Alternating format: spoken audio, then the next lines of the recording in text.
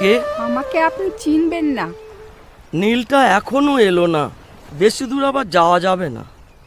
আপনাকে যে কি বলে ধন্যবাদ জানাবো। এটা তো মানুষের নৈতিক কর্তব্য। অন্ধ মানুষের আবার ট্যুরে আসা। কিছু মনে না করলে আপনার পরিচয়টা? আমার আবার পরিচয়, আমি একটা গ্রামের সাধারণ মেয়ে। গলাটা যে শুকিয়ে কাঠ হয়ে গেল, একটু কফি খাওয়া?